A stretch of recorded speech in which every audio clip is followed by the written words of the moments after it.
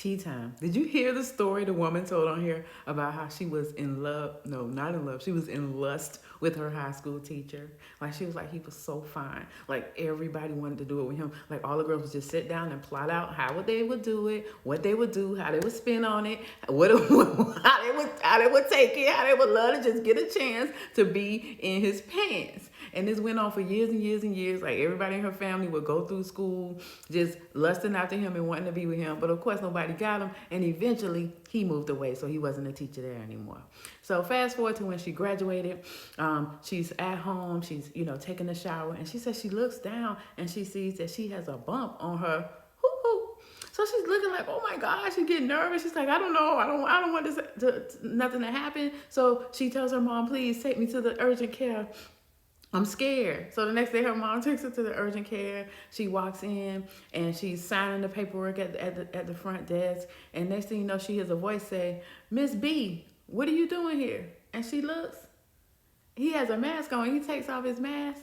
It's her teacher. He's a doctor now. She's like, what? She's like, she's not gonna go in there. Oh my God, this man is not gonna see my woo-hoo. So she asked the nurse, like, hold up, is there any other doctor here to see me tonight? And she's like, no, he's the only one on duty tonight. She's like, oh my God, I know this man is not gonna see my name tonight. No way. Like, I want him to see it, but not like this. Like, oh my God, I don't want to tell this man I got a bump on my. I don't want this. Oh my God.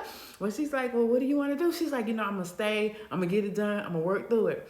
She said, Mr. Fine Doctor walks in, introducing himself again. How you doing? I remember you. And he's like, tell me what's going on here. She's like, yeah, I kind of got a bump. And he's like, okay, that's no problem. That's very normal and natural. If you feel comfortable, I can examine you. And she's like, oh my, oh my God, no way. I'm not going to.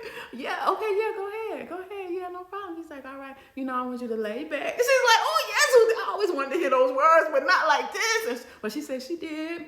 She said, okay, let me spread it out. But she was like, oh my God, I can't believe he's doing this to me. She said, girl, he put on some gloves.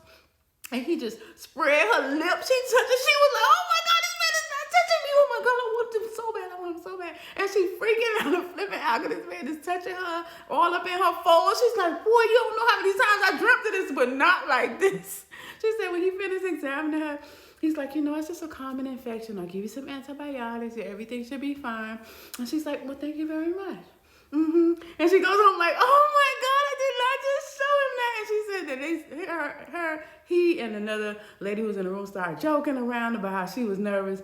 And she said she went home and she was like planning out what she'll do if she see him again. Like, I know you saw me under those circumstances where I had an infection, but would you like to go out and get some drinks?